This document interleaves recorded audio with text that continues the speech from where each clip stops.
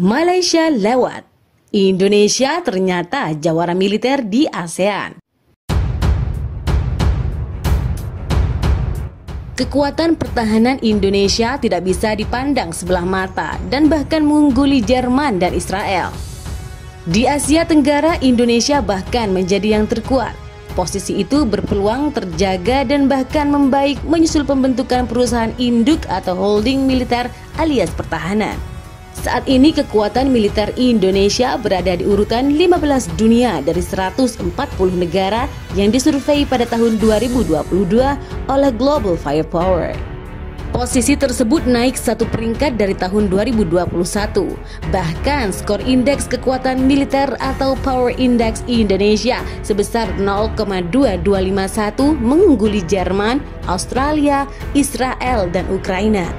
Sementara di kawasan ASEAN, Indonesia memiliki militer terkuat di antara negara lainnya. Vietnam mengejar dengan menempati urutan 28 dunia dengan nilai 0,4521.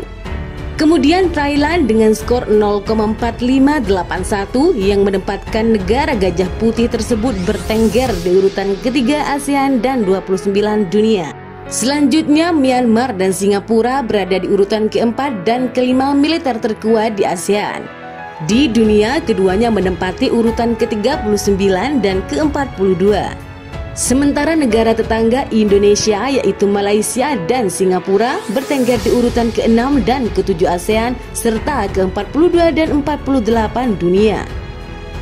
Kamboja dan Laos menempati urutan paling bontot di kawasan ASEAN. Berdasarkan data GFP, personel militer di tanah air tercatat sebanyak 1.080.000 jiwa dengan personel aktif sebesar 400.000 jiwa, personel cadangan 400.000 jiwa, dan paramiliter sebanyak 280.000 jiwa.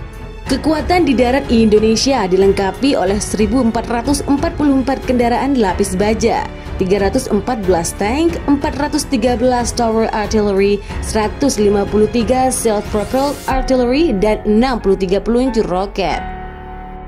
Sementara itu di udara, militer Indonesia diperkuat oleh 41 pesawat tempur, 23 pesawat penyerang khusus, 17 pesawat misi khusus, 172 helikopter, dan 15 helikopter serang. Kemudian di laut, aset kekuatan Indonesia sebanyak 296 unit yang terdiri dari 7 unit kapal fregat, 20 unit kapal korvet, 4 kapal selam, 181 kapal patroli, 11 unit mine warfare.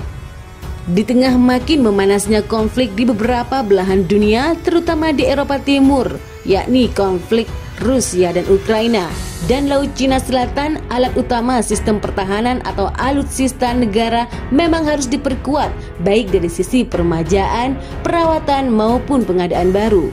Pada titik ini diperlukan program kerja yang lebih terkoordinir dan fokus di antara perusahaan badan usaha milik negara atau BUMN alutsista, yang ditandai dengan pembentukan perusahaan induk bidang militer di tanah air. Tidak heran Presiden Joko Widodo meluncurkan holding BUMN industri pertahanan bernama Defense Industry Indonesia. Keanggotaannya terdiri dari 5 BUMN industri pertahanan, yaitu PT LEN Industri sebagai induk, PT Pindad, PT Dirgantara Indonesia, PT PAL Indonesia, dan PT Dahana.